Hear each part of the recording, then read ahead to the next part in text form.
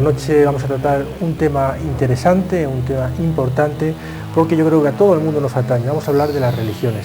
Una noche más en tercer milenio como todos los miércoles. Y esta noche tenemos 4 invitados de excepción. Hemos intentado tener una representación de aquellas religiones más representativas a nivel mundial, y para eso contamos con la presencia en primer lugar de Victoriano Navarro Asín. Buenas noches. Victoriano es el párroco de la Asunción y es una persona muy conocida aquí en Hellín, no solamente por su labor como párroco, sino por la relación que tiene con todos los hellineros a todos los niveles, a nivel cultural, social, etc. También contamos con nosotros con la presencia del doctor Salún. Buenas noches. Buenas noches. Él va a representar la religión musulmana y bueno, pues de eso va a hablar esta noche con todos nosotros. Seguidamente tenemos a Carlos Eclén. Buenas noches, Carlos. Buenas noches. Representa la religión nativa americana y bueno, pues también va a aportar su granito de arena al tema de la religión, que es el tema que nos atañe esta noche. Y por último, a mi derecha tenemos a Nila Kamala. Él es la primera vez que participa en el programa también. Es monje hindú y es chamán también. Entonces va a representar a la religión hindú. Tenemos 4 religiones, yo sé que hay muchísimas más religiones, pero bueno, sería imposible traer aquí en el plató a representantes de todas las religiones, pero en principio yo creo que están representadas por las religiones más importantes, ¿no? Antes de entrar así de lleno con el tema de la religión, a mí me gustaría preguntar al Salón y a Nila si, estando en un país como España, donde se practica mayoritariamente la religión cristiana, si ellos tienen facilidad para practicar su religión. Salón. En el nombre de Dios clemente y misericordioso, Assalamu alaikum. Saludo a todos vosotros y a todos los oyentes que nos oyen. Es el saludo islámico que su significado es la paz sea con ustedes, que siempre nos saludamos los musulmanes con ese saludo. La práctica religiosa en España es libre y la gente puede practicar la religión que quieran desde que salió la ley esa de la libertad religiosa. Y hasta el momento que yo llevo viviendo en España 22 años, no tuve ningún problema en mi práctica religiosa. Gracias a Dios. De vez en cuando hay alguna persona que intenta dar algún ímpetu o alguna fórmula que se prohíbe las religiones en España, pero eso no es verdad. Yo creo que los musulmanes tenemos derecho a practicarlo sin ningún problema. Nila, ¿has tenido algún problema para practicar la religión hindú? Hay cierto terreno labrado, ¿no? El yoga ha contribuido muchísimo, ha sido un terreno de preparación. Pero como somos practicantes de una rama de la religión hindú muy ortodoxa, entonces choca un poco con las costumbres tradicionales de aquí. Pero pero no es porque la gente tenga un rechazo o una animadversión por la religión, sino simplemente que esa ortodoxia la hace confrontar con su cultura, su idiosincrasia, y entonces no le es tan fácil el acercamiento. Pero es una cuestión de matiz, más que nada. Pero no de rechazo o de no aceptación. No es discriminación religiosa. En ningún momento hemos sentido eso.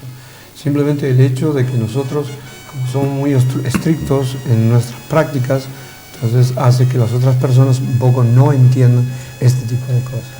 Carlos, ¿tú has tenido algún problema para...? La religión nativa americana aquí en España tiene mucha facilidad para moverse, para reunirnos, pero generalmente estas reuniones, cada vez que las realizamos, carecen de una infraestructura. Nuestra iglesia, para nosotros, por utilizar una palabra teológica, es la propia madre naturaleza. Entonces, para nosotros, la montaña, el río, los árboles, es parte de la creación. Y nosotros para comunicarnos con esa parte de la creación tenemos que estar en unidad y en comunión con ella. Pero para hacer estas reuniones celebramos diferentes tipos de ceremonias en diferentes épocas y de diferentes maneras. Pero la infraestructura, el lugar, pues es un poquito difícil porque conseguir el dónde celebrarlas hay dificultad, pero siempre encontramos alguna persona amiga que nos apoya, ¿no? Victoriano, ¿usted piensa el ser humano... No le habla usted. Muchas gracias. ¿El ser humano es un ser religioso por naturaleza? ¿Necesita tener una creencia y una religión? Pues parece ser que está demostrado que sí, que efectivamente el sentimiento religioso es algo que nace con la persona, ¿eh? O sea que, vamos, esto seguramente puede ser para otros muy discutible o para otros no aceptable, pero yo pienso que efectivamente, tal como yo entiendo la religión y la fe, creo que efectivamente Dios ha sembrado en nosotros ese germen de religiosidad que de alguna manera se muestra, de muchas maneras se muestra a través, pues, de todas las religiones que existen en el mundo. Creo que sí, que efectivamente el hombre es un hombre eminente, esencialmente religioso. Creo que sí. ¿Y pensáis, una pregunta a nivel general, la religión condiciona al hombre, lo hace más libre, lo protege? ¿Qué opináis? Yo pienso que la religión, si es auténtica religión, si no está, digamos, prostituida esa religión, tiene que hacer más libre al hombre, ¿eh? Porque pienso que lo que Dios quiere, yo así lo entiendo al menos, es que el hombre sea feliz, ¿eh? Entonces creo que la felicidad coincide con la verdadera libertad del hombre, ¿eh? Cuando el hombre se esclaviza, cuando el hombre se esclaviza pensando que es libre y sin embargo se está esclavizando por una serie de tendencias o de lazos o de cadenas que le atan, esa persona nunca será feliz. Entonces yo pienso que la auténtica religión, la verdadera religión, que todas pueden ser verdaderas, mucho cuidado, quiero decir, la auténtica religión, las auténticas religiones tienen que hacer al hombre libre, pienso. Como si queréis comentar algo. No, yo incluiría, matizaría en el sentido de que el auténtico practicante de la religión. La religión es una institución, puede ser una institución o no, pero me gusta mucho, por ejemplo, en la cultura musulmana, que es bonito que el imán no se ordenan sacerdotes, Sí. no hay orden de sacerdote, simplemente alguien que realmente vive la religión plenamente y es reconocido por la comunidad, le dan la posibilidad de ser imán.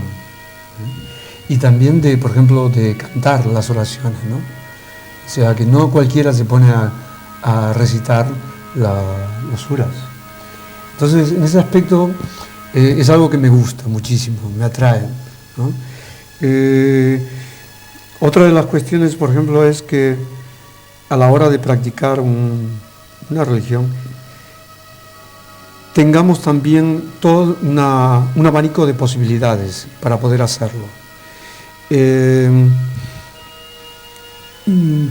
en un momento dado una persona, de acuerdo a la cultura védica, pueda entrar en la orden de monje, pero que ya no está haciendo un contrato de por vida, sino simplemente es un periodo de entrenamiento. Si él quiere ser monje, yo he sido monje, aquí en el texto dice monje hindú, no soy monje hindú ahora, he sido 9 años monje hindú, pero el hecho de que deje de serlo no me descalifica ni como creyente de esa religión, ni como practicante, ni como persona.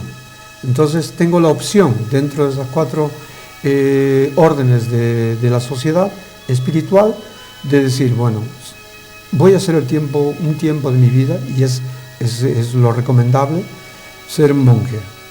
Voy a experimentar, vivenciar el desapego, la renuncia. Luego puedo entrar en la orden de casado, tener familia, tener hijos, tener responsabilidades, asumir responsabilidades educar a mis hijos, darle una profesión, darle una educación espiritual. Luego, una vez ya crecidos los hijos y ya preparados para la vida, puedo ir con mi señora, en la tercera orden con mi señora, juntos a practicar vida espiritual y olvidarme ya de letras, pagar las cuentas, las hipotecas y tal, y dedicarme, vivir una vida sencilla, ya que no tengo cargas, con mi esposa y dedicarme a la vida espiritual.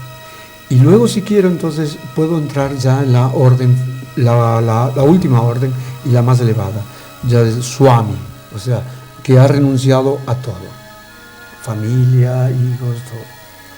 Entonces, o puedo saltarme directamente de monje si me ha gustado, entonces me quedo como monje y ya voy a la cuarta orden inmediatamente. Pero tengo esas posibilidades de opción, cosas que en algunos no tenemos esa opción, ¿no? Pero bueno, son matices. Quería decir que en ese sentido, pues yo he tenido esa oportunidad, he sido 9 años monje, ahora me he casado y bueno, ahora ya estoy en otro estado, estoy en el tercero y pronto puede que ya ingrese en el cuarto. A mí me gustaría acotar que en América, hace 500 años, hubo una gran negación. La negación fue que carecíamos de mística. Porque adorábamos a ídolos, pero esa forma de ser hace del ser nativo americano, o sea, un homo religioso por excelencia. Por esta forma de ser, muchas iglesias han entrado a América. Y entre estas muchas iglesias y muchas religiones que hay en América, ha habido un sincretismo. Pero las corrientes y las fuerzas telúricas de la Madre Tierra han hecho un renacer.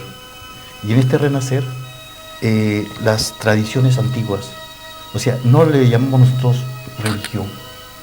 Para nosotros la palabra religión te limita. Nosotros le llamamos mística. Y esta mística es totalmente libre por conciencia y voluntaria por conciencia. Entonces, en este momento hay un movimiento indígena por presentarlo en el proyecto que se presentó a la ONU, ¿no? Y en Bruselas también, la Iglesia Nativa Americana. Entonces, los hermanos de Centroamérica y de Norteamérica presentaron este proyecto conjuntamente con los hermanos de Sudamérica. Y se dio permiso para poder nosotros practicar nuestras ceremonias nativas. Pero en estas ceremonias nativas hay un gran sincretismo, como digo. Un sincretismo que se nutre tanto de la religión musulmana, de la religión cristiana, de la religión oriental, y se ha visto enriquecida. Y al haberse enriquecida, he comprobado que el ser nativo o el ser universal es homo religiosos. Aunque aquí también entramos en un problema, vamos a llamarle social, político, sociológico. ¿Por qué? Porque América vive en este momento unos problemas, sobre todo la gran cantidad de gente de América vive unos problemas sociopolíticos y nos quieren castrar, ¿no? Nuestra forma de pensar. Es por ese motivo que yo me encuentro acá y no puedo regresar a mi país, por defender esos derechos y esa forma de pensar libre en unión con nuestra Madre Tierra, ¿no? Muy bien. Yo digo, Sí. matizar sobre esto. El sentido eso de la libertad, de ser libre, es un sentido que se utiliza mucho y los políticos también lo utilizan en todos los momentos, la libertad y eso. Pero pasa, es una cosa bastante relativa. El ser humano en sí tiene el sentido también, además de ser religioso, también de ser siervo de alguien. Siempre el ser humano se va hacia ese sentido. O bien debe ser siervo de la materia, por ejemplo, o bien siervo de Dios o siervo de algo. Entonces, si es el siervo del creador del mundo, del quien le hizo, es preferible que sea siervo de la materia o de lo que estamos viviendo en esos momentos, que la gente a veces dejan todo lo que es la religión y todo lo que es Dios, y dice nada, yo creo solo en la materia, en el dinero, en esto, y mi Dios es el dinero. Entonces allá está el asunto, que la libertad es una cosa bastante relativa. Y yo creo que en cuanto creemos en Dios único, omnipresente, omnipoderoso, entonces ya en ese sentido ya de verdad somos libres, porque ese Dios es el quien nos dio la vida y nos dio la tierra y todo lo que tenemos ahora para que aprovechamos de esto. Eso yo creo que es el sentido islámico de la libertad.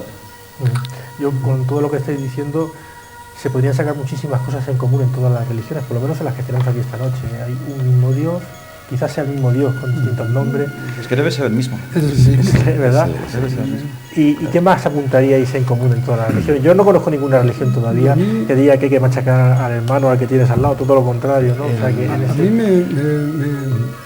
me gustaría, por ejemplo, un poco para matizar, ¿no? En el sentido de que para los judíos hay un aspecto que me gusta muchísimo. Los judíos pueden amar a Dios o pueden disentir de Dios. Bueno, es un matiz, disentir. Pero no tener Dios o no creer en Dios, eso no lo admiten. Pero ellos pueden disentir. Y volviendo a nuestros orígenes, se da mucho, por ejemplo, en Guatemala, que entran a la iglesia los indios y le dice, bueno, pero ¿por qué me has dado mala cosecha? Si yo me he portado bien, yo te he cumplido, yo te he traído el santo, dice, para que reciba la bendición, dice, he venido a oración. Y dice, ¿por qué me has dado mala cosecha? O sea, se puede establecer no solamente la relación, claro, muy personal, y no solamente la relación en lo que hoy me toca representar, relaciones en las que van más allá de la relación señor-siervo. Pero esa forma de servir puede variar, puede ser matizada. Por eso me gustaría que enfocara las cámaras y veamos este libro, que es la Biblia de la India. Aquí hay dos personajes que están a caballo. Van a caballo y se llaman, bueno, el libro se llama Bhagavad Gita, la canción del Señor. Estos dos personajes que están aquí son amigos. O sea, Krishna y Arjuna son amigos y tienen una relación de amistad. Podemos establecer una relación con Dios de amistad. Podemos establecer una relación de creer que Dios, más que nosotros necesitemos como Padre, dame 5.000 pesetas para el fin de semana, dame 10, dame el Nike, dame, típico de la juventud de hoy, que es pedir, intentar proteger a Dios o cuidar de Dios como si Él realmente necesitase de cierto cuidado, de cierta, como si fuese. Entonces la actitud sería de dar devoción, dedicarles como en vuestra cultura 5 veces al día la oración y un mes al año un ayuno, ¿no? El Ramadán. O sea, hacer ciertas prácticas que realmente que son ofrenda. Entonces, en la relación con Dios sería matizar ese tipo de relaciones. Yo quería decir, quería también añadir a lo que estáis diciendo, pues el aspecto, porque me ha gustado lo que ha dicho, ¿cómo te llamas? Solón. De que efectivamente todas las personas necesitamos un amo, necesitamos servir a alguien. Eso es cierto. Lo que pasa es que, tal como entendemos nosotros, ese servicio es un servicio que lo hacemos por amor, por amor. Y entonces de ahí surge pues la libertad. Una persona que se casa con otra, de alguna manera pierde cierta libertad al casarse, pero como la razón de esa unión es el amor, de ahí surge que puede ser una unión perfectamente libre. Entonces, acercarnos a Dios creo que no nos coarta la libertad, porque es más, creo que nos la purifica, nos la engrandece, y nosotros entendemos que Dios es un Padre, pero no como decías tú, de ese Padre al que se le está pidiendo el dinero y tal. Es un Padre que ama, sencillamente, que ama. y ama de una forma realmente casi fuera de los esquemas del amor que nosotros los hombres tenemos. Cuando Jesucristo nos habla de Dios, el Padre, pues nos pone parábolas como la del Hijo Pródigo, que es realmente un padre que no se parece en nada a los padres de hoy o de la tierra, ¿no? Supera en todo, en el amor, a esos padres. Entonces creo que efectivamente esa relación de la persona con el Padre Dios no le quita libertad, sino que le ennoblece esa libertad, porque es una libertad basada en el amor del Padre al Hijo y del Hijo al Padre. Quería decir, nosotros vemos que el común denominador de todas las religiones es la luz. Los musulmanes, por ejemplo, la dirección de su oración hacia el este. No, si están al revés, van hacia el oeste. Al oeste. Es una rueda. Es una rueda. Bueno, la Maca. nosotros en donde estamos, o sea, más hacia el oeste, lo vemos hacia el este. Lo vemos hacia el este. Pero esta dirección y este común denominador que es la luz, porque Jesús también dice, yo soy la luz, ¿no? En nosotros es la iluminación. Pero esta iluminación no se consigue por el hecho de que yo pertenezco a esta religión o porque yo practico esta religión, sino que aquí hay un conocimiento. Si tú no conoces, no te puedes comprometer. Y si tú no te comprometes, no se crea una relación. Pero si existe esa relación, entonces defiende lo que tú conoces. Entonces decimos nosotros, no se ama lo que no se conoce. Lo que se conoce te compromete. Y porque se te compromete, se defiende.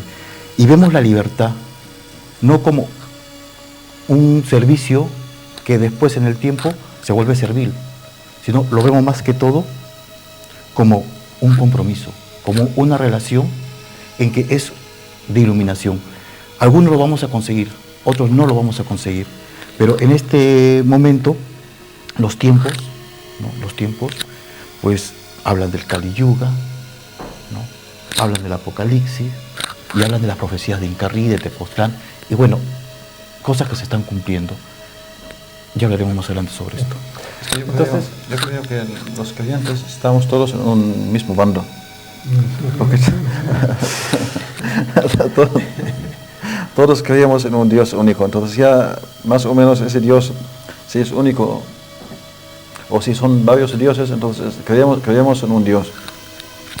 Creemos en muchas cosas como lo que se habló antes de libertad, de ayudar al prójimo, las cosas esenciales de la vida. Todas esas creemos en esto. Entonces, dado que estamos todos en un bando común, entonces tenemos que apoyarnos unos a otros. Y yo creo que las religiones en sí es que lo más sencillo en la aldea universal que vivimos hoy en día, y que todo el mundo es un pueblo, ya no es tan grande, es un pueblo ya pequeño. Entonces, esa aldea universal es que debemos apoyarnos unos a otros. Y si el musulmán no apoya al cristiano y el cristiano no apoya al musulmán, y por ejemplo en la zona donde vivimos, por aquí, por el Mediterráneo, y si no apoyamos a nuestros hermanos que están en América, quien sea, entonces vamos a llegar a que perdamos mucho.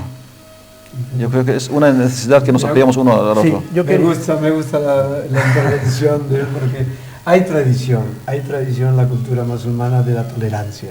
Siempre lo hubo, no solamente en la ciudad de Toledo, sino también en Palestina cuando estuvo un rey Saladino.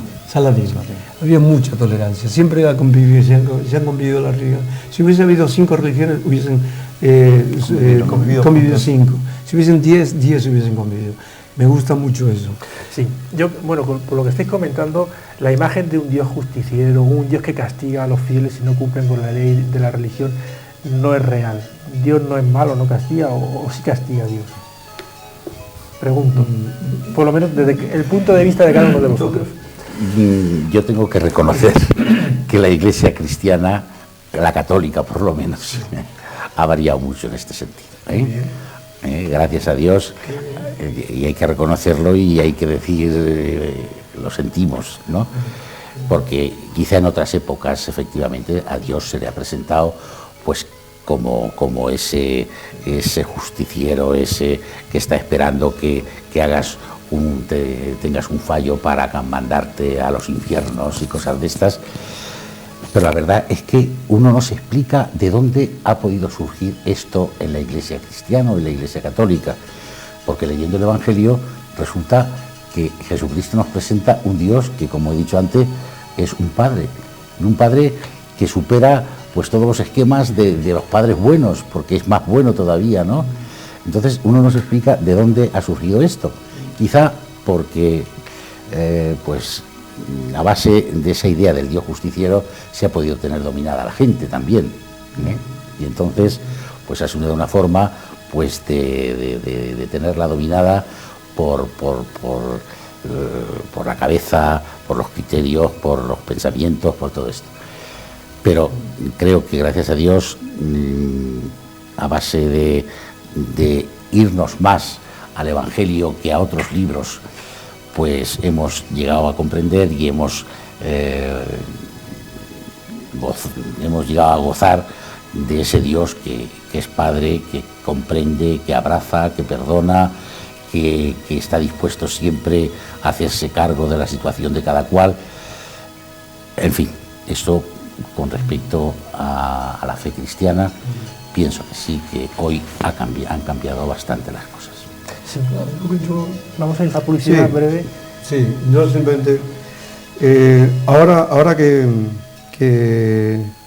el doctor Salum ha sentado la base de nuestro pequeño encuentro ecuménico, entonces hay un Dios y hay una relación con Él.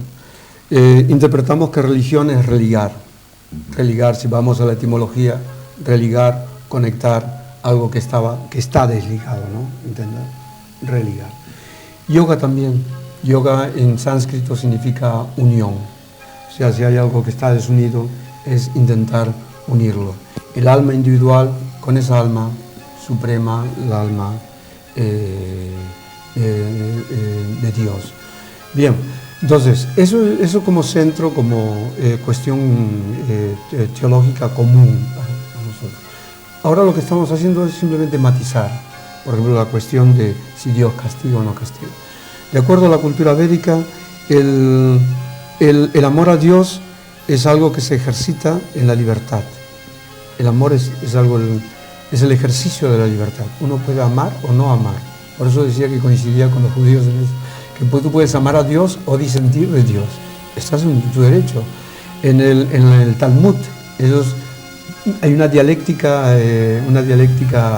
espiritual. Tú puedes disentir. Ah, claro, pero tienes que demostrar por qué disientes y por qué, en qué te basas, tienes que fundamentarlo. Bien.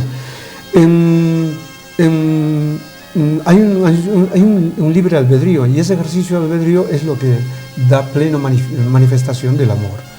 Ahora, ¿Dios participa sí o no, castiga o no castiga?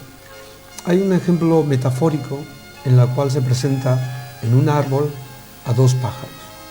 Hay un pájaro que está disfrutando de los frutos de ese árbol, y es el alma individual que está gozando a través del cuerpo, de los sentidos, de este mundo material, y se olvida su relación con Dios. Y disfruta de las cosas materiales, pero no se percata de que hay un placer superior que él puede realmente disfrutar. El otro pájaro que está ahí al lado, es lo que todos coincidimos nosotros, es el Espíritu Santo, o como aquí con otro término que es Paramatma, es el Dios situado a la altura del corazón y observando esas actividades. Por eso se dice en la cultura musulmana que Dios está tan cerca, más cerca que la carótida. La carótida. Es un ejemplo muy bonito que dan. Más cerca, claro, Dios está presente, está ahí. Y en nuestras culturas latinoamericanas también, la presencia de Dios en toda la naturaleza, en todos los seres animados o inanimados. Mira, bien. Tenemos que irnos a publicidad, cosas de la televisión, pero rápidamente vamos a volver con el tema de la religión. No se vayan, que estamos rápidamente con ustedes.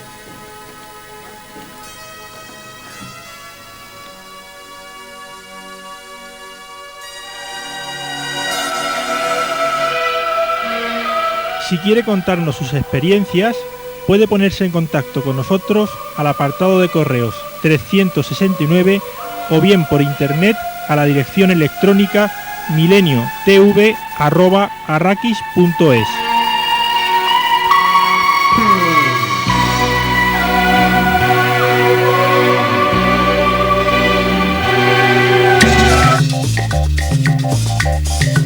Enellín, el lugar idóneo para la realización de tus reuniones sociales, se encuentra en Hostal La Tobarreña.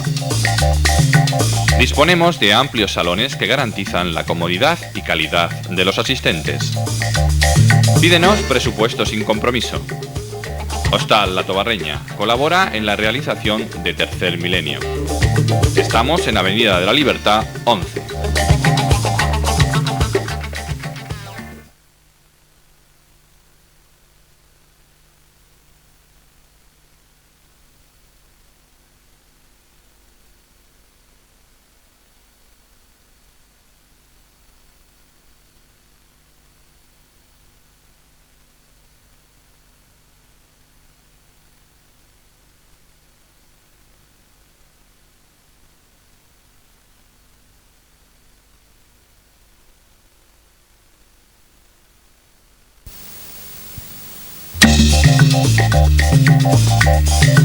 Enellín, el lugar idóneo para la realización de tus reuniones sociales, se encuentra en Hostal La Tobarreña. Disponemos de amplios salones que garantizan la comodidad y calidad de los asistentes. Pídenos presupuesto sin compromiso. Hostal La Tobarreña colabora en la realización de Tercer Milenio. Estamos en Avenida de la Libertad 11.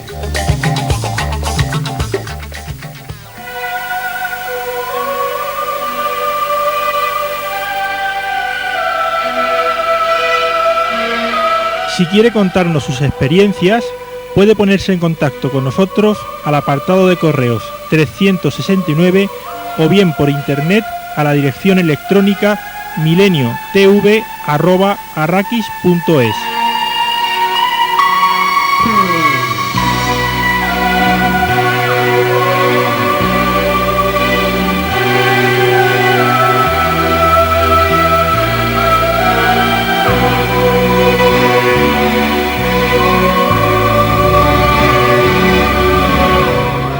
Bueno, y seguimos hablando de la religión. La verdad es que, bueno, pues esta noche la cosa va tranquila. El guión le estoy echando poca mano del guión porque van habiendo intervenciones cruzadas y se están exponiendo los temas más o menos como está previsto. Las religiones en principio pues no tienen nada negativo, son perfectas. El problema quizás venga luego sobre aquellas personas que practican la religión o que dirigen una religión concretamente. A mí me gustaría preguntar, esas personas, máximos representantes de todas las religiones, por ejemplo, que esta noche estoy representando, ¿tienen algún aspecto divino? ¿Son personas normales? ¿Se pueden equivocar? ¿Qué opináis? En el Islam, lo divino es Dios. Lo divino es Dios. Y no tenemos otra cosa divina más que Dios. Tenemos los mensajeros de Dios, que son gente, humanos, que nos han transmitido un mensaje. Que ese mensaje viene dirigido de Dios al ser humano. Entonces no damos al ser humano o a cualquier persona humana la naturaleza de santo o de la naturaleza divina que le levante de su ser, que sea un ser creado por el divino que es el Señor. Eso es el sentido islámico de esto. Y por eso, a nivel de la práctica religiosa, todos los musulmanes están obligados para que practiquen la oración y el ayuno y eso. Entonces, quien dirige esto es el más sabio de ellos, pero no es una persona que está fijada o es divino o es mejor que ellos, es igual que ellos, pero pasa por saber que él tiene más, entonces los dirige. Son personas que se pueden equivocar, por tanto, Son personas que pueden equivocar, entonces lo único que no puede equivocar es el que nos creó. Y sí. Sí. Yo quería, antes de entrar en esto, quería un poco, aunque matizar un poco el desprestigio que ha habido de las otras religiones. Siempre ha habido una cultura eurocentrista, una cultura hegemónica, que luego, en el periodo colonial, se ha expandido, ha llevado su cultura y ha desacreditado a las otras culturas, tanto las culturas ameroindias como las culturas orientales, en este caso, que me compete, y en ese sentido, pues ha evangelizado, ha inculcado, ha desacreditado, y nosotros ahora vivimos en un momento realmente, podríamos decir, de apertura incluso mental, para observar y ver, con la posibilidad de poder observar otras culturas. Bueno, con esto quiero decir que cada religión ha tenido sus escrituras y sus líderes que han sido ejemplo de aquello que se debía practicar o se debe practicar. En el caso del catolicismo, pues ha habido santos, en el caso también de la cultura musulmana también, y en el caso de las culturas ameroindias, como han sido culturas ágrafas, sin escritura, entonces se ha descalificado mucho más. Entonces la presencia, creo yo, la presencia en el mundo contemporáneo es menor y todavía con desprestigio. Todavía prevalece ese desprestigio. Mientras que si escuchamos el mensaje realmente, esa transmisión oral que ha pervivido a través de los años, a través de 508 años ya, bueno, dentro de un poco 508, ¿no? Hemos pervivido, entonces todavía hay esa presencia de esa cultura en esto. En lo que respecta a mí, esta cultura se ha divulgado, y antes que Europa ellos tuviesen sus lenguas, porque no olvidemos que el latín es una construcción basada en otra lengua, que fue la griega. Y a su vez, todas las lenguas provenzales provienen del latín. O sea, de hablar de un latín mal hablado. Lo que decía Dante, vulgaria elocuentia, las lenguas vulgares. Resulta que en 1492 se construye la primera gramática, o sea que ya no había tradición. Cuando llegan al otro lado del charco, llegan con una gramática recién construida y con una historia que no es la historia realmente de la historia de ahora que conocemos como España, sino de reinos, Castilla y Aragón, de una intolerancia de haber expulsado a judíos y musulmanes. Llegan con esa soberbia, nos pisan, tanto para el lado del oeste como para el lado este, y a eso le toca a los ingleses. Cuando llegan, descalifican totalmente toda esta cultura basada en una lengua antiquísima que hoy por hoy Europa se quiere emparentar para lograr prestigio diciendo indoeuropeo, cuando la mayoría de las personas no saben qué es el indo. Sabremos algo del europeo, pero del indo muy poco. Entonces quiero ilustrar un poquito este libro, como los suras también, son 114. Este es el sánscrito, esta lengua.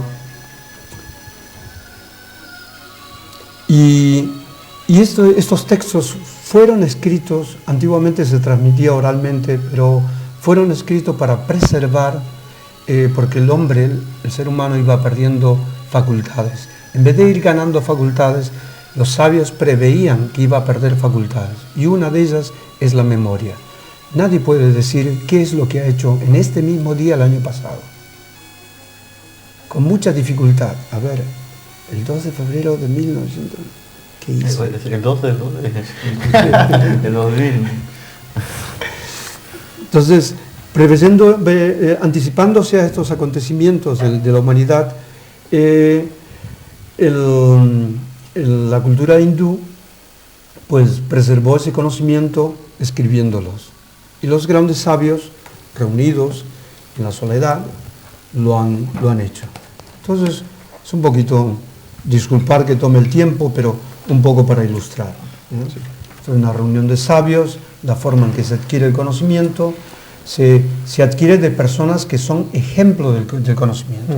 No está institucionalizado, no está sistematizado ni por una universidad, ni un seminario, no. Simplemente si la persona realmente da el ejemplo y se lo reconoce de cómo habla, cómo camina, cómo las cualidades personales, la bondad, la generosidad, todas esas cualidades lo hacen cualificable para ser un líder espiritual. Hay una cosa, ¿sí? Oyéndote hablar, pues he tenido que... Sí, lo he planteado un poco para sí, polemizar. Sí, claro, no, pero me parece muy bien. Y defender también. No, me parece muy bien. Y además, yo quiero empezar, desde mi punto de vista personal, sí. Creo que no soy quien para representar a la Iglesia cristiana ni católica, pero en fin, yo creo que tienes mucha razón de ese desprestigio que a veces se hizo de las culturas y de las religiones nativas allá en América. Se hizo y se hace. Y se hace aún, ¿no? Y se hace aún. Eso es realmente lamentable. Sin embargo, en Hispanoamérica, donde está creciendo esa iglesia renovada, esa iglesia, diríamos, encarnada en el pueblo, como es la teología de la liberación. La iglesia primitiva, ¿no? Claro. Sin embargo, eso existe en Hispanoamérica y no existe aquí en España ni en Europa. Es más, muchas veces se le ha atacado a esa misma teología de la liberación por parte de la misma iglesia cristiana, ¿no? O estamos hablando cristiana católica. De todas maneras, respondiendo a la pregunta que tú hacías, que si estos líderes de las iglesias pues tienen algo de divino y todo esto, yo pienso que concretamente el líder de la Iglesia Católica, que es el Papa, pues es un ser humano, sencillamente, claro, que tiene la protección de Dios, pues como la tengo yo y como la tienes tú y como la tenemos todos, ¿eh? Entonces, pues creo que es un hombre que intenta ser portavoz del Evangelio de Jesús e intenta pues llevarnos por ese camino del Evangelio de Jesús.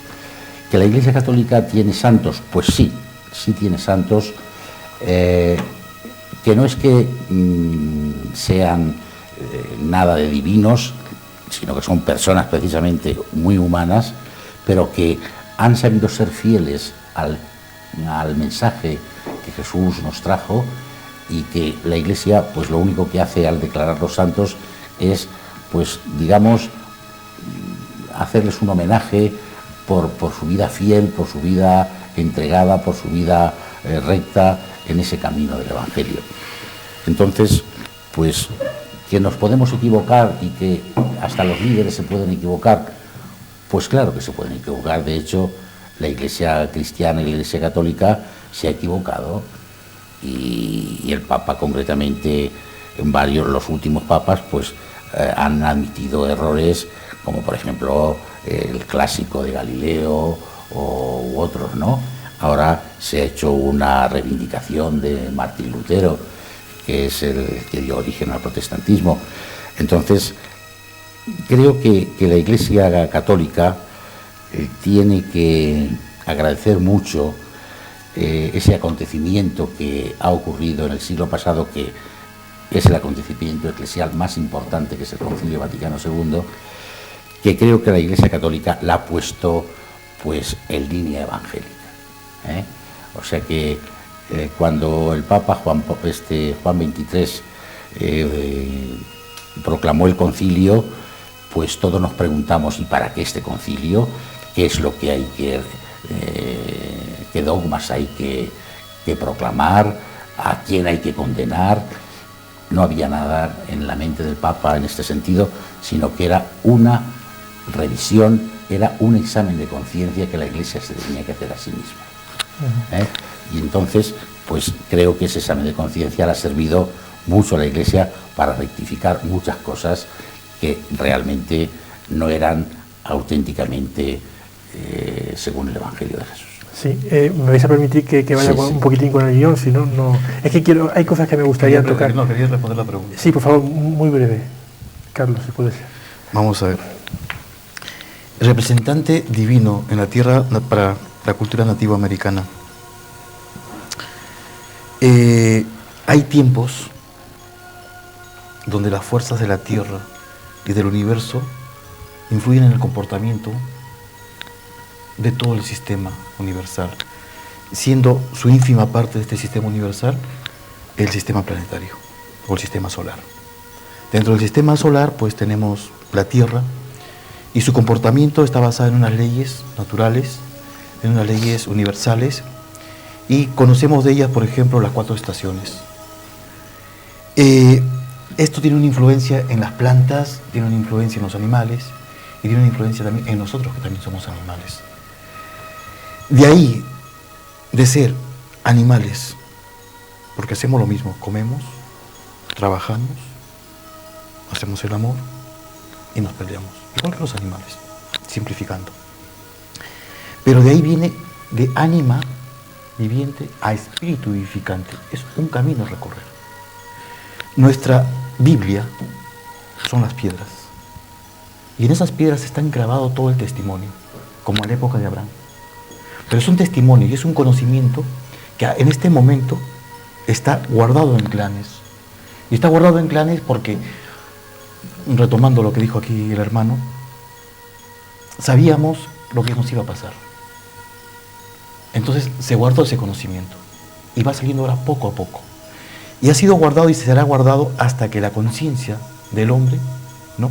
El hombre fue Homo Pithecanthropus erectus, Homo erectus, Homo sapiens sapiens. Pero ahora la evolución del hombre es hombre de conciencia. Entonces, ¿quiénes representan en la cultura nativa americana a esos hombres, a esos mensajeros, a esos interlocutores entre la creación y la tierra? Los mismos hombres, los hermanos mayores, que están en más conexión con los ancestros y que gracias a un aprendizaje de este grupo selecto que está guardado, a diferencia del primer concilio cristiano del año 325, donde la Iglesia cambia en ese concilio, en nosotros el concilio del año 1200 no ha cambiado. Nuestra forma de ser así, nuestra guerra, nuestra hacha ha sido sobrevivir. Primero, sobrevivir. No nos quedaba nada más que sobrevivir. Una vez que hemos sobrevivido, han pasado 500 años y somos la cultura nativa más grande, seguimos sobreviviendo. A partir de ahora estamos sacando conocimiento, estamos sacando y estamos reivindicando nuestros derechos. Uno de los derechos que estamos reivindicando es que nosotros tenemos mística, que nosotros tenemos cultura, que no son los extraterrestres ni los hombres o los marcianos de moda, ¿no?, que han hecho lo que han construido en América, ¿no? Entonces, esos hermanos mayores puede haber sido por búsqueda de visiones. Cualquier persona que tiene una búsqueda de visión se encuentra a sí misma. Si se encuentra a sí misma, tiene un equilibrio, entra en armonía. Y si entra en armonía, va a ser un hombre que con el ejemplo, ¿no?, va a ser un hombre sabio. Pero puede ser una mujer también. Aquí nosotros no somos... Bien, eso me vais a perdonar, que es que eso es lo que yo quería llegar ahora. Vamos a ver. Muy brevemente, me gustaría que fuera muy breve, simplemente con un sí o con un no respondiese la pregunta que os voy a hacer. ¿Las religiones se van amoldando a las circunstancias modernas, a la vida actual, se van acoplando poco a poco al vivir diario, o siguen estancadas en unas escrituras, en unos dogmas que están inamovibles desde el principio? ¿Sí o no? ¿Se van acoplando? Yo diría, un poquito más del sí. Pero muy poquito más. Un poquito. Desde el Concilio Vaticano II para acá, sí, se está amoldando. Se está amoldando. ¿Qué opináis vosotros? El Islam es una religión progresista. Nos va amoldando en todos los tiempos y va cambiando. ¿Y vosotros qué opináis? La cuestión de los valores los valores que deben pervivir y deben ser reconocidos en la sociedad, eso no debe cambiar. Por eso hay una pregunta que no te respondí y que era lo de las castas. Sí, ahora después me lo vas a responder. Es que quiero ligar la siguiente pregunta a la respuesta que me estoy dando. Yo te respondo de la siguiente manera. Las influencias de la madre tierra y de los tiempos influyen en el comportamiento de nuestra religión. Muy bien. Si la mujer en los últimos años se va equiparando en todos los niveles, a todos los niveles con el hombre, ¿por qué en el tema de la religión todavía se sigue discriminando a la mujer? ¿Por qué la mujer no tiene el mismo derecho que el hombre a ejercer la religión igual que la ejerce el hombre? Aquí. Sí, aquí es donde vamos. Venga. Aquí en Occidente. Pero eso no sucede en Oriente, ni en el Poniente, ni en el Levante, ni en el Poniente. O sea, no sucede así. Pero ¿quieres la pregunta también con sí o no? ¿O podemos no, aquí ya podéis extender un poco. O debéis extender un poco. Bueno, matizando en la pregunta esta, parece que los musulmanes siempre se reconocen que tienen la mujer en segundo plano y no la promueven y no la sacan al escaparate. Sí. Eso es falso. Eso es falso por el sentido de que las prácticas religiosas en el Islam, cuando el Corán llama a la práctica religiosa, es que llama al ser humano, nunca llama a los hombres solos, es que llama a los dos. Llama al ser humano en sí, que eso abarca hombre y mujer. Varón y mujer. Sí, varón o mujer. Bueno, macho y hembra. Es hombre y mujer. Llama a ambos. Y a nivel de los derechos, el Islam en sí dio los derechos de sobra a la mujer, porque tiene el mismo derecho que el hombre en todos los aspectos sociales, hasta políticos, que puede entrar en política, puede hacer lo que quiere. Pero lo que pasa, lo que choca aquí a Occidente, que las mujeres aquí se visten de una forma. Y cuando ven a una mujer musulmana que viste de otra forma, entonces les choca, dice, ¿por qué se viste así? Pero no les choca cuando ven, por ejemplo, a una mujer india que va medio desnuda. Porque parece que la mujer india, cuando va medio desnuda, entonces parece más bien a la mujer occidental que esto. Entonces allá está el sentido de que, como mínimo, si el musulmán es tolerante y admite al otro para que se vista como quiera, como mínimo que nos admitan que vestamos y que respeten a nuestra cultura y a nuestro pensamiento, a nuestra mente, que nosotros creemos que eso es una pero forma de vida. ¿La mujer es libre, por ejemplo, de llevar el velo o no llevarlo? Claro, la mujer es libre. ¿Puede llevarlo? No, es libre desde el principio de ser musulmana o no ser musulmana. Ya, pero quiero decir, si es musulmana, tiene que llevar el velo puesto. Claro, y cuando es musulmana, ella es libre de practicar el Islam de la forma que ella quiere.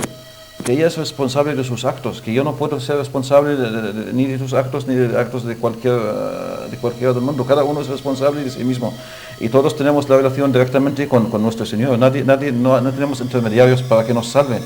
Lo único que nos puede salvar es el Señor, es Allah, es Dios. Entonces la mujer también lo mismo, también ella está con todo su derecho, que ponga su velo o que no ponga su velo. Y tú vas ahora al mundo islámico y ves a muchas mujeres que ponen el velo y otras no lo ponen.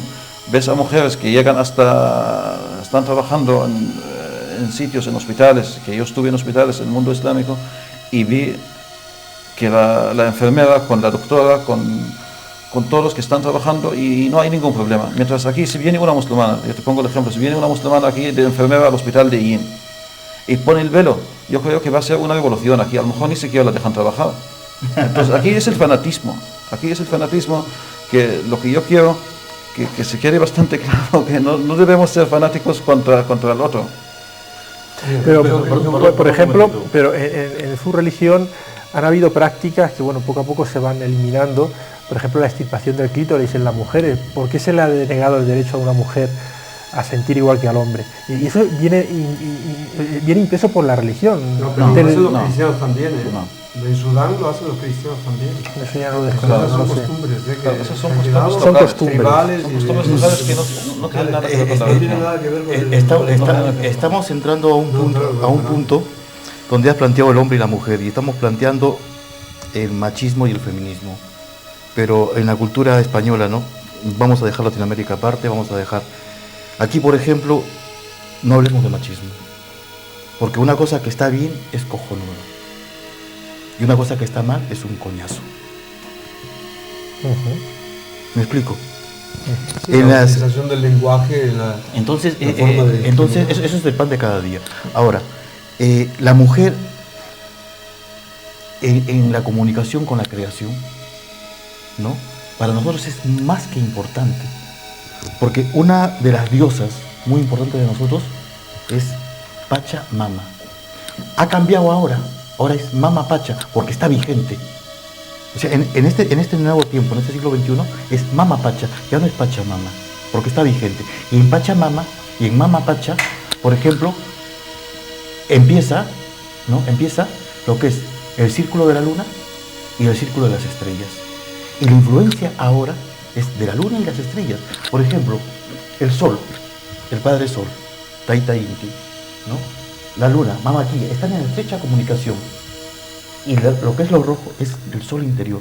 Son las tres fuerzas, que también es el yin, el yang o el tao, o como es también en la cultura hindú, ¿no? Shiva, Krishna, las tres fuerzas. Vamos a dejar a Victoriano que nos responda a la pregunta, porque ya hemos visto tratado. ¿Por qué la mujer todavía no se sigue? Bueno, yo quiero... Yo no lo he tratado, ¿eh? Ah, bueno, Y a mí no me dejó terminarlo. Es que si no somos más verdes en la respuesta... Yo solamente quiero irme mucho más lejos, mucho más atrás, y decir que Jesucristo valoró mucho y promocionó mucho a la mujer. De hecho, las grandes seguidoras del Señor fueron mujeres. Y aparte de los apóstoles, las únicas que nombra el Evangelio eran mujeres. María, la madre de Jesús, es una mujer, y Cristo la asoció a la redención para nosotros que hizo en la cruz. Entonces, Cristo hizo todo esto. Que la Iglesia después ha hecho otra cosa, pues yo me tengo que remitir inmediatamente al Concilio Vaticano II otra vez, que fue la gran revisión y el gran examen que se hizo a la Iglesia, ¿no? Entonces, hoy este tema de la mujer pues está candente en la Iglesia Católica. De hecho, pues las grandes colaboradoras en las parroquias, en las iglesias y tal, son las mujeres más que el hombre, aquí en el Yin y en todas partes. Y después, ya si vamos a esa cuestión de si mujeres sacerdotes, si no mujeres sacerdotes, pues eso está en un compás de espera. Ahí está la polémica, los que dicen que sí, los que no. El tiempo dirá la última palabra. Hila, antes de la publicidad. Yo voy a intentar combinar las dos cosas. El de tu pregunta, que no quería olvidarme, era el tema, no hay... Cuando se habla, por ejemplo, del tema de las castas, de las órdenes sociales, no se habla si debe ser hombre o mujer. En ningún momento. No se excluye a la mujer. Las órdenes sociales son algo natural, responden a la naturaleza del hombre.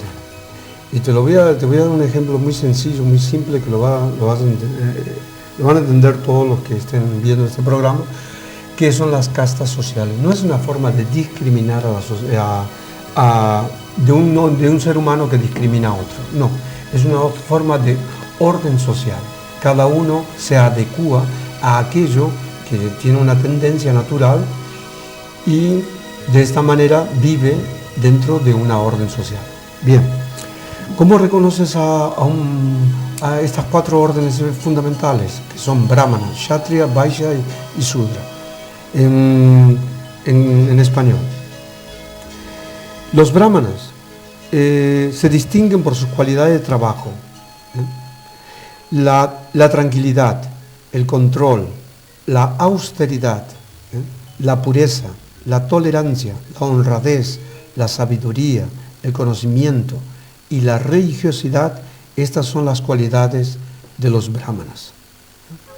Entonces, aquella persona que pueda hacer austeridades, que pueda hacer penitencia, que pueda ser bondadoso, puro, tolerante, honrado, ese está cualificado para ser estudioso, que le guste estudiar las escrituras, cualquier escritura, esto es una orden universal, en cualquier parte podemos reconocer esto. El tercero, el heroísmo, el poder, la determinación, la destreza, el valor en la batalla, la generosidad, el liderazgo, son las cualidades de trabajo para los kshatriyas. O sea, es la orden que protege, que ordena, que dirige a la sociedad. La segunda, son 4 nada más. La agricultura, la protección de las vacas, el comercio, son las clases de trabajo para los vaisya. Y para los sudras es el labor y el servicio a los demás. Cuando tú, por ejemplo, hablas con una persona y te dicen, uy, ¿cómo has hecho esto? ¿Cómo lo has pintado? Te dirá tu amigo, tú dirás a esa persona, te dirá, esto se pasa. No, porque me gustaría hacerlo en casa. Te ha chupado. Un día voy y te lo pinto y te lo hago. Es humanitas. Y es su naturaleza. Una persona que es comerciante, siempre está, ¿te gustan las velas? Son baratitas, te las vendo si quieres. Mira, las dos siempre están trapichando. Si tú le hablas de temas de comprar o de vender, o le estás ofreciendo algo para vender, o le estás interesado en comprarle algo. Luego de ese tema no quieres saber nada. Lo siento, estoy ocupado. Escucha, llámame, va. Están atareados, siempre están ocupados en el comercio. ¿Cómo reconoces a un kshatriya? Pues muy fácil. Es un hombre que es fuerte, que es karate, judo, taekwondo, practica todas las artes marciales. Tú dices, escucha, tengo un problema ahí en el instituto, alguien me quiere pegar ahí. Tranquilo, tengo el problema. O sea, él está dispuesto a proteger, está dispuesto a prestar un servicio de protección. ¿Y cómo reconoces a un brahmana? Pues muy simple, hazle preguntas pertinentes a la vida espiritual. ¿Tú a qué casta perteneces? Es lo que tú estás haciendo. ¿A qué casta perteneces? Somos brahmanes. Bueno, pues vamos a interrumpir unos minutos de publicidad. Les recordamos que a partir de ahora sí pueden intervenir por teléfono. El número es el 967 30 70 33. El teléfono está abierto. Pueden preguntar a nuestros invitados. Pueden opinar sobre el tema de esta noche, sobre las religiones. Y no se vayan, que rápidamente estaremos con ustedes. Sí.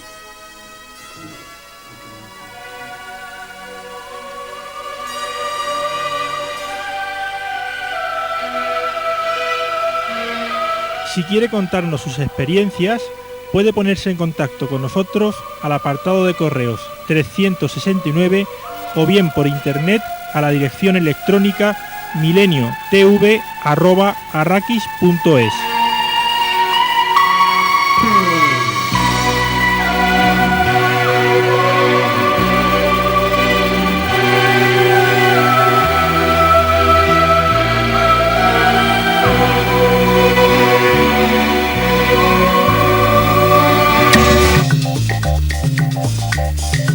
Enellín, el lugar idóneo para la realización de tus reuniones sociales, se encuentra en Hostal La Tobarreña. Disponemos de amplios salones que garantizan la comodidad y calidad de los asistentes. Pídenos presupuesto sin compromiso. Hostal La Tobarreña colabora en la realización de Tercer Milenio. Estamos en Avenida de la Libertad 11.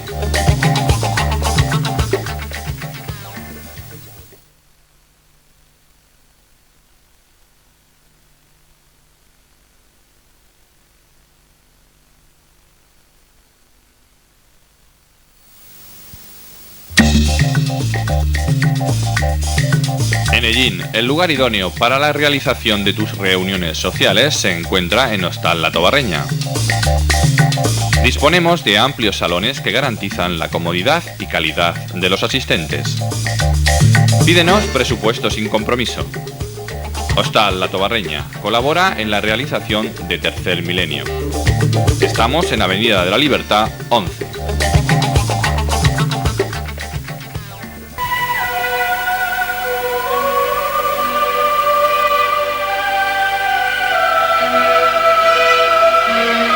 Si quiere contarnos sus experiencias, puede ponerse en contacto con nosotros al apartado de correos 369 o bien por internet a la dirección electrónica mileniotv@arrakis.es.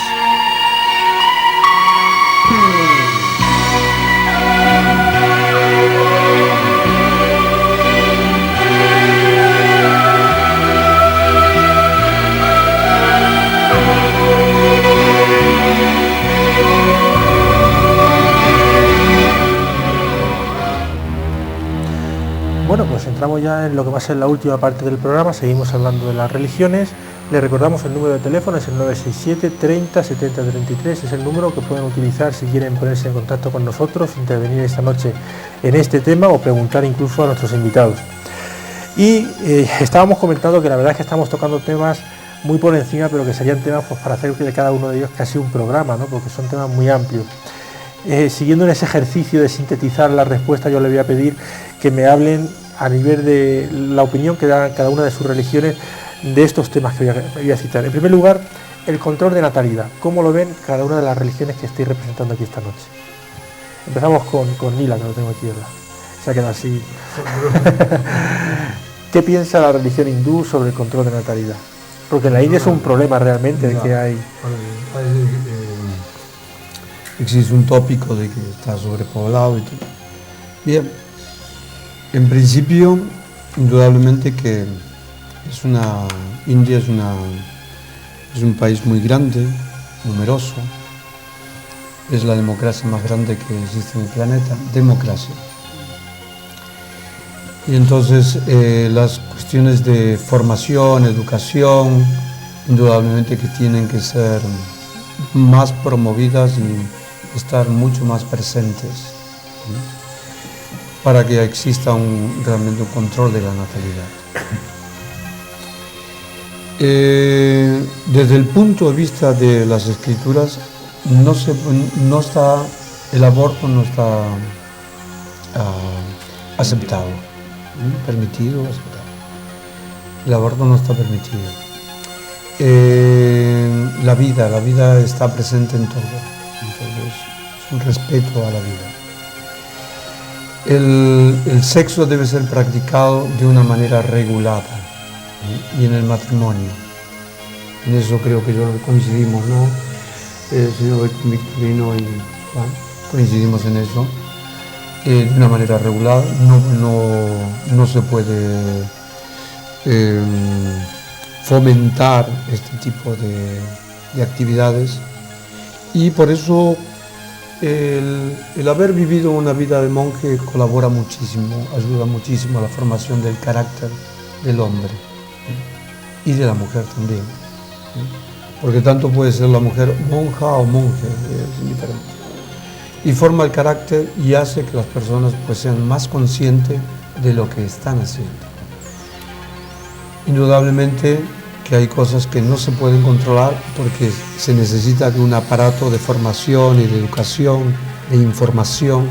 En eso está la sociedad de la India. Te he respondido de una manera contemporánea y también basándome en lo que dicen las escrituras acerca de eso. Carlos, el control de natalidad. ¿Cómo lo veis vosotros? En América hay diferentes culturas, y al haber diferentes culturas hay diferentes costumbres, pero hay una costumbre que es muy importante, la comunidad. Entonces, en relación, por ejemplo, al encuentro entre el hombre y la mujer, pero un encuentro que es, aparte de ser una relación entre un hombre y una mujer, es un encuentro telúrico. Hay una fiesta, bueno, ahora han tomado nombres cristianos, ¿no? La fiesta de Santiago, la fiesta de San Pedro, la fiesta de San Pablo. Te cuento una facilita y rapidísimo. La fiesta de Santiago. En el lago Titicaca, ¿no? Se ponen en su caballito totora, que son una especie de balsas, y las mozas que están en edad, ¿no? Con los donceles que también están en edad, salen todos, y viene gente de diferentes pueblos, aymaras, quechuas, yungas, también vienen de la selva. Y entonces, si te gusta alguien, pues con el espejito le haces señales, y si la chica te contesta, también. Entonces te van por ahí por la totora. Estoy muy lejos, porque si estoy muy lejos, no, esto puede ser con el espejito así. A kilómetro y medio. Todo el lago Titicaca se llena de color. ¿Y cómo veis tan lejos, no? Para pues, decir si te gusta o no te gusta. Ahí está el ojo. Ojo de águila hay que tener. Bueno, resulta que a los 9 meses nacen los niños. Todos se llaman Santiago. O el nombre de algún político, o de un líder, se pone un nombre. Pero los niños no los crían las madres. los cría la comunidad. Y el niño que nace, o la niña que nace, no solamente tiene un patrón de personalidad a seguir, sino que tiene muchos patrones. Su carácter es mucho más abierto. Su forma de ser es mucho más íntegra. No solamente conoce a su papá y a la neurótica de su mamá, sino que conoce diferentes formas de ser. Ese es el pueblo indígena. Ahora, si hablamos del pueblo mestizo, del pueblo criollo, hay más costumbres diferentes. El Islam, dado que el Islam en sí matizo aquí que es un sistema de vida. Es un sistema de vida y, como lo explicaban algunos, es que va desde lo más sencillo en la vida hasta lo más fundamental, lo más grande. Entonces te enseña desde cómo tienes que lavarte las manos y cómo tienes que asear, hasta cómo tienes que tratar al prójimo, hasta la relación con Dios. Entonces todas esas vienen. Y la naturalidad en sí es una cosa bastante libre, que la dejó el Islam bastante libre, que cada uno haga lo que él cree oportuno. Entonces no deja a los poderes políticos que pongan reglas o, por ejemplo, hoy nos interesa que haya muchos niños, entonces aumentamos la natalidad, pagamos más dinero a las familias, descontamos más declaración de Hacienda, cortamos luz. Entonces esto es más bien un sistema que lo hace los gobiernos a sus modos de ver las cosas, que muchas veces fallan, muchísimas veces fallan, y a veces llegan a casos como los que estamos viviendo aquí. Ahora te dicen que hay un problema en España, si no fomentamos la natalidad nos vamos a hundir. Entonces, allá está el Islam. El Islam, a nivel de la natalidad, deja la libertad a la pareja. Entonces, la pareja en sí es libre de tener un hijo, de no tener hijos o de tener 100.000 hijos. Es imposible tener 100.000 hijos, pero de tener los hijos que quieran.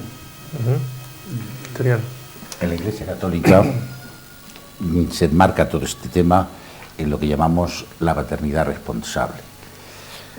Se trata sencillamente de que la pareja, pues, como acaba de decir Salón, se piense, estudie, vea las posibilidades que tiene, o de no tener hijos, o de tener hijos, o de cuántos hijos. Aquello de que hijos los que Dios quiera, eso realmente ha pasado ya a la historia, por lo menos en muchos. Claro, en este sentido, en esta cuestión, como en otras muchísimas cuestiones en la Iglesia Católica, pues las opiniones son distintas según, pues, una mentalidad más progresista o más tradicionalista o así, ¿no? Entonces, pues a lo mejor para los menos progresistas, pues aún sigue existiendo la idea de que hijos cuanto Dios nos mande y todos los que Dios nos mande, pero realmente Dios no se mete en esto. Esto quien lo tiene que regular es la familia, claro, son los padres, ¿no? Por eso está la paternidad responsable. Y después, a la hora de regular esa natalidad, pues volvemos a los progresistas y a los integristas. Los progresistas, pues, admiten una serie de métodos para regular esta natalidad, y los menos progresistas, pues, única y exclusivamente aceptan los métodos naturales, como son el ovino, etcétera, etcétera, ¿no? O sea que, más o menos, así muy rápidamente está dicho esto. Sí. Yo quería solamente terminar. A raíz de la inspiración que me han hecho nuestros contertulios, es que el control de la natalidad, pues eso, consciente, que no sea producto, por ejemplo, de una borrachera. Mare, no, consciente. Deseo un hijo, hijos deseados, hijos que vienen a este mundo deseados desde el mismo momento de la concepción, que eso se puede saber. Podemos decidir, quiero tener un hijo, y ser consciente ambos, tanto la mujer como el hombre, planificar la vida familiar.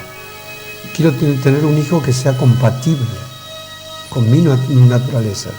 Muchas veces tenemos hijos productos de accidentes, o sea, de situaciones desagradables, no bienvenidos.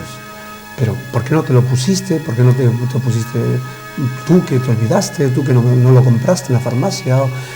Se van echando la culpa mutuamente de lo que ha sucedido. Acabas de sacar un punto muy el pobre criatura ahí, bueno, ¿qué van a hacer conmigo, no? O sea, 60 millones de abortos que hay en el planeta. Debemos tener alguna responsabilidad de las niñas chinas que se matan todos los años gracias al control de la necesidad internacional que se promulga por Naciones Unidas.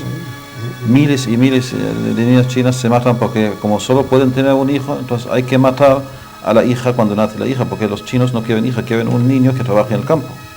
Pues yo creo que es responsabilidad no solo del gobierno chino que está haciendo esto, es del mundo que permite esas sociedades. Son prácticas irreligiosas, porque son pueblos ateos, no creyentes. Es que han roto la filosofía. Totalmente la relación con la naturaleza, con Dios y con todo. O sea, su filosofía tiene muy desarrollado el Tantra. El punto este es muy específico. Hemos sacado en la religión el punto del sexo. Entonces, ¿vamos a hablar de paternidad responsable o vamos a hablar de sexo responsable?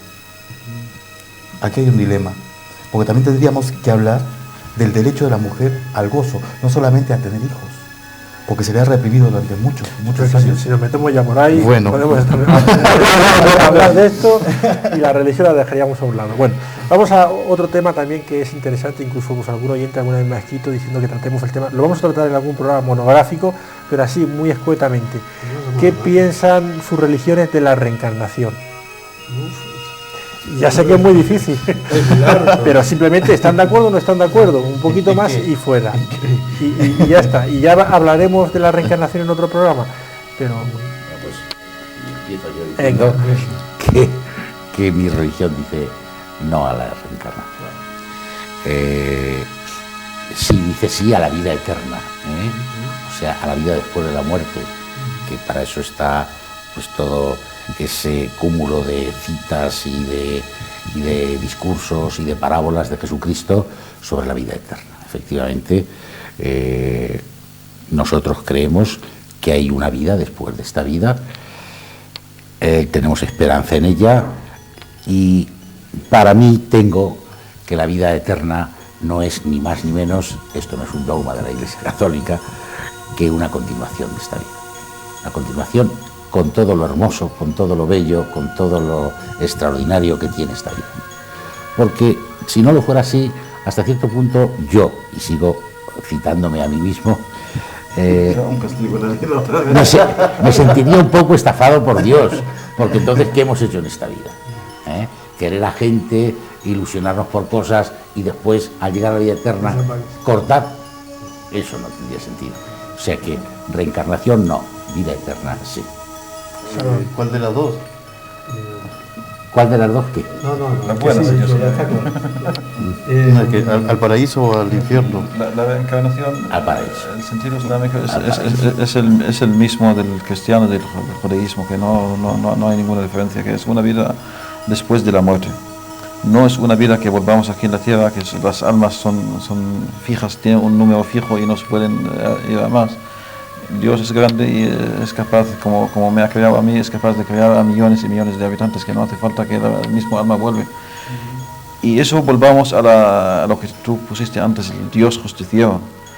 Entonces, mentalmente, si uno lo piensa, cualquiera que produce cualquier error o hace un daño al prójimo, es que debe cobrar por su acto.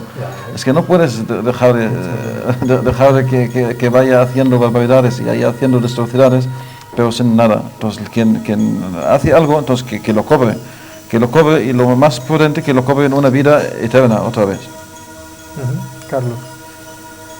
Bueno, vamos a ver. Nosotros tenemos experiencias muy sobre este punto muy diferentes.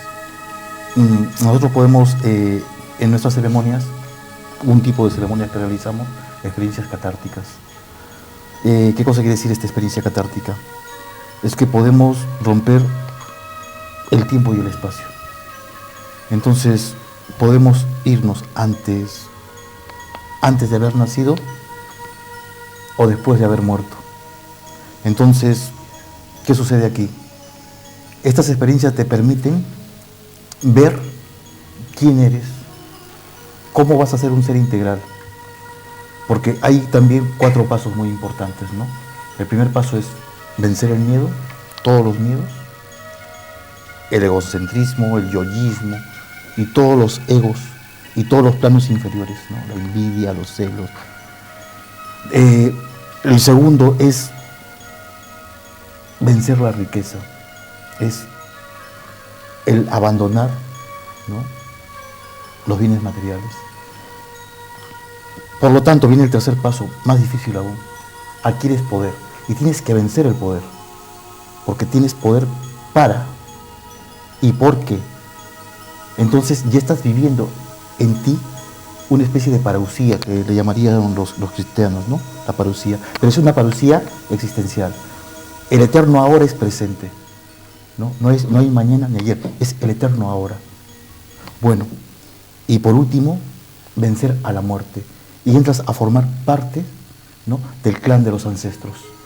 Entonces te vuelves un guardián de la tierra. Eso es para nosotros más o menos así sintetizando, porque hay muchísimo lo que es la reencarnación. Mila, te toca. Yo necesito mucho tiempo. Porque precisamente es algo que nos parte. Claro, porque está en nuestra... está presente en nuestro conocimiento, ¿no? Está presente, tan presente que no solamente en el hinduismo, que incluso engloba el budismo, ¿no? Porque Buda no llegó a ser propagarse tanto en India, se propagó mucho más en Oriente, en Birmania, Indonesia, China, Japón, en fin, todos los países de Oriente. Pero el deseo del concepto filosófico está presente en el budismo y es romper con esa rueda, ese ciclo de nacimiento, crecimiento, envejecimiento, padecimiento y muerte. O sea, es todo un ciclo existencial, ¿no? Entonces, de alguna manera, ¿qué es lo que determina tu próxima vida? Eso lo podemos creer o no creer. Pero simplemente te planteo esta filosofía, esta manera de concebir la vida. ¿Qué es lo que plantea? Que depende del estado de conciencia en que tú dejes el cuerpo, abandones el cuerpo, ese es el estado de conciencia que tú alcanzas en tu próxima vida. No te dice cuál va a ser, simplemente tus propias acciones producirán una reacción en el momento de abandonar el cuerpo. No olvidemos que los occidentales, para diferenciar, abandonan el cuerpo pasando excremento y orina. Un yogi se sienta y sabe como los elefantes, y si nosotros estamos según el mono Darwin, y le llamo mono porque él se creerá que era mono y que su familia iba saltando de rama en rama, pero la mía no. O sea que este señor pues creía en eso. Pues ¿cómo? Si nosotros somos la escala evolutiva superiores al elefante, el elefante sabe su momento de muerte. Nosotros como seres humanos estamos plenos de atributos y tenemos facultades que no hemos desarrollado porque siempre nos ha tratado el sistema, cualquier sistema, capitalista, monárquico, feudal, nos ha tratado como personas disminuidas, descapacitadas mentalmente, siempre. Y no saben las potencias o la capacidad, el potencial que existe dentro de nosotros.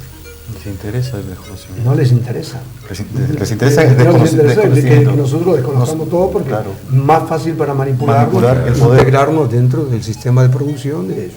Vale, no vamos a hablar de economía y política. Pero bueno, ahí está. Un hombre puede saber su momento de morir y debe prepararse y elegir el momento, saber el horario de día, el momento, si tiene que ser de día, si tiene que ser de noche, al atardecer, cuando llueve, es muy largo, Rafael, es sentarse. Pero que por lo menos que quede esto, Sí, sí. depende del estado de conciencia que tú, aunque mueras, qué es lo que has cultivado. Si una persona ha cultivado solamente cosas pornográficas en su mente, Dios mío, el cuerpo que va a tomar. Pero si hemos cultivado la vida espiritual, indudablemente que volveremos al cielo espiritual, al reino de Dios, a ese paraíso que está más allá. Al hombre con evolución, con conciencia. El último concepto, la última pregunta. La vida extraterrestre. ¿Piensan sus religiones que existe vida en otros planetas o somos Sí. los únicos que habitan el universo? Mi religión piensa que no repugna que haya vida en otros planetas. ¿eh? Lo que pasa es que no sabemos. No se sabe. No sabemos, pero que vamos, podría ser. Y concretamente todo lo que para nosotros así ha supuesto la redención de Jesucristo, pues ha sido para eso, pero ha podido ser también para otros. No sabemos. Vamos, no repugna que pueda haberlo. Yo digo una cosa tan sencilla, que los planetas que son los 7 planetas que están en el cielo o el universo. El universo. O sea, porque como se dice planetas parece. Si toda nuestra Tierra es ni siquiera como una gota de agua del universo. O sea, ni siquiera llega a una gota de agua del universo. Entonces, ¿cómo vamos a meternos con lo pequeño que somos aquí, que en esa Tierra que nosotros como seres humanos también somos tan pequeños? Tenemos que meter con el universo, que suponemos que todos, que hay un ser grande que es Dios quien lo creó, que no haya hecho otras vidas en otros sitios. Lo más normal, yo creo que lo más normal que haya millones y millones y millones de vidas diferentes de nosotros. Lo más normal, quien nos creó es capaz de crear 100.000 vidas. Pero lo que pasa es que esas vidas, ahora llegamos a esas vidas, tienen un control sobre nosotros. Esas vidas que están extraterrestres, que no son nuestras aquí en otros sitios, tienen control sobre nosotros. Yo creo, de entrada, no deben tener ningún control para que nosotros hagamos el bien o el mal.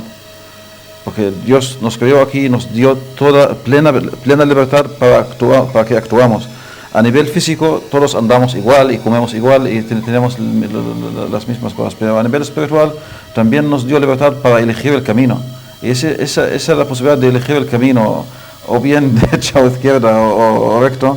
Entonces ese camino es por donde vamos. Y yo no creo que Dios nos puso otros seres extraterrestres para que nos controlen. Nos dejó, yo creo que libres de esos seres. Carlos. Brevísimo, vamos ¿Qué a ver. piensas? Cuando el hombre tomó conciencia del espacio, su concepción, el círculo máximo fue el círculo zodiacal. Y su concepción quedó ahí, porque poder imaginar la obra del Creador es demasiado. Entonces, vamos a bajar. Bajamos. El círculo del sol, el círculo del fuego, el círculo de la tierra, el círculo de la luna, el círculo del agua, el círculo del aire, son grupos que pueden estar hombres y mujeres, hombres mayores, mujeres jóvenes. En el círculo de la luna, por ejemplo, tienen contacto con los hermanos del espacio. Pero en el círculo de las estrellas, tienen contacto con las tribus de las estrellas. Es por eso que todas las culturas nativas y todas las culturas milenarias, todas sus obras, todo su arte y toda su arqueoastronomía, que es una nueva ciencia que se llama, está basada, ¿no?, en sistemas estelares, ¿no? Las Pléyades, Orión, la constelación de la llama, la constelación del cóndor, los egipcios. Bueno, esto de hablar es muy claro, ¿no? Y muy largo. Lila, brevemente. Se nos acabó el tiempo. Sí. Un poco cómo fuimos expandiendo nuestra conciencia, ¿no? Y cómo el aspecto racional delimita esa expansión de la conciencia. Claro, la ciencia tiene que solo cree en lo que es demostrable y lo que percibe los sentidos. Los sentidos son limitados. Eso ya parte, cualquier concepto el 7% es limitado. O sea que no podemos realmente con los sentidos percibir la inmensidad. Entonces está el caso, la metáfora o la historia de la rana. A ver si lo puedes enfocar aquí en una ilustración. ¿Lo tienes? Entonces, os cuento esa historia pequeñita. Una rana cae dentro de un pozo y se encuentra con otra rana. Entonces le dice, ¿sabéis que he estado en el océano? ¿Y eso qué? Pues es un vasto caudal de agua. A ver, ¿cómo que vasto? ¿Es más grande que este pozo? Pues sí, claro que sí. ¿El doble? No, mucho más. ¿El triple? 1000 veces más. ¿Cómo puede concebir esa persona lo que es este universo? Si tiene limitados los sentidos, tiene limitado el conocimiento. ¿Que hay vida? Claro que hay vida. Y los científicos ahora están, recientemente, podemos hablar de los décadas 70, están descubriendo que hay vida, por ejemplo, en los geysers. Los geysers que están a una temperatura de 78 grados de agua. ¿Cómo pueden vivir esas criaturas a esa temperatura en esa temperatura de agua? O en las profundidades del océano donde no hay luz, donde antiguamente decían que en la oscuridad total no podía haber vida, porque no tenía la presencia del sol. O sea, que estamos asistiendo a una presencia y estamos en el vagón. Están constatando, la ciencia está constatando un conocimiento que ya se sabía hace muchísimo tiempo. Se habla de todos los sistemas planetarios con vida, pero claro, el cuerpo será de acuerdo a la situación, al medio ambiente. A las leyes al entorno. Al entorno. O sea, que nosotros no podamos vivir en el agua no significa que en el agua no haya vida, o que en el espacio. Nosotros estamos respirando y hay muchas entidades vivientes, ácaros, o por decir. Pero el hecho que no vean nuestros sentidos, no perciban las cosas, no quiere decir que no existan. El hecho que todavía no ha habido un encuentro, que por ahí se están escapando de nosotros. Y dice, con estos bárbaros no vamos a relacionar. Con estos salvajes primitivos, no. Acordaros que la historia siempre fue de un Finisterre. La concepción, Portugal era Finisterre para una época. Luego Finisterre se expandió y era Latinoamérica. Y todos los orejudos, los cíclopes y todo el bestiario se colocó en el Finisterre de aquel lado. Y mentira, ni había ni orejudo ni... Muy bien. Se nos acabó el tiempo. Qué pena que tengamos tan poco tiempo para tratar estos temas. La verdad es que son temas muy amplios y bueno, pues es una suerte contar con todos vosotros para poder hablar de ellos. Pero así en la televisión se nos acabó la hora y media que teníamos para el programa de esta noche. Pero sin duda alguna pues volveremos a contar con vuestra presencia para tratar en profundidad algunas de las cosas que se nos han quedado en el tintero, que son muchísimas. Yo tengo aquí un montón de preguntas que se han quedado sin poder formular. No llamó nadie, ¿no? Bueno, ya llamarán otra vez, no te preocupes. Os agradezco mucho de verdad que hayáis estado esta noche aquí. Mila, muchas gracias por desplazarte desde Alicante. Compañera del autobús que no lo dije al principio, María Ángeles y Loli, que se han ofrecido y que me han ayudado, que me han dado la bienvenida por primera vez que vengo aquí a alguien y me han dado la bienvenida. Muy bien. Vaya, un saludo para ellas. Carlos, muchas gracias también a ti por desplazarte, que estás fuera. Gracias también por invitarme y decirles que por favor se pongan en contacto con tu programa para... Hombre, estamos haciendo lo que es Paz y Dignidad. Se ha hecho una carrera por toda Europa y ahora se está haciendo una carrera en América con fines al Encuentro Universal de Culturas del año 2004. Y que se pongan en contacto con tu programa para invitarlos a la ceremonia que está realizando, ¿no? La comunidad nativa americana aquí en Medellín, que es uno de los puntos importantes aquí en España. Muy bien, Carlos. Salón, muchas gracias por participar. Y volvamos con lo último también. Assalamu alaikum otra vez. La paz sea con todos nosotros. Y Victoriano, muchísimas gracias. Muchas gracias a ti por invitarme a este programa, porque realmente ha sido una satisfacción, un gozo estar aquí con estos hermanos y estos hermanos creyentes, que eso es lo hermoso, y realmente es muy de verdad. Bueno, y a ustedes también muchísimas gracias por estar pendientes de esta noche del tema de la religión, por estar pendientes de Tercer Milenio. Le vamos a emplazar al próximo miércoles a las 10:30, que vamos a tratar el tema de Egipto. Con nosotros estará, entre otras personas, Pedro Amorós, que es el presidente del SEIP, de la Sociedad Española de Investigaciones Parapsicológicas, y también estarán miembros del equipo volante de la revista Enigma de Albacete. Hasta entonces, hasta el próximo miércoles, que pasen buenas noches.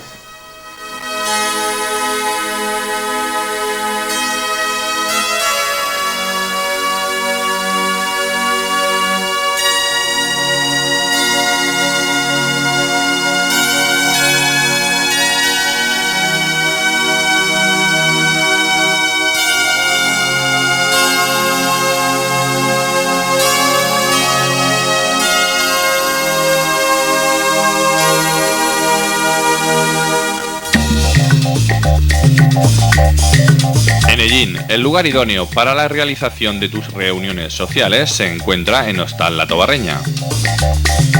Disponemos de amplios salones que garantizan la comodidad y calidad de los asistentes.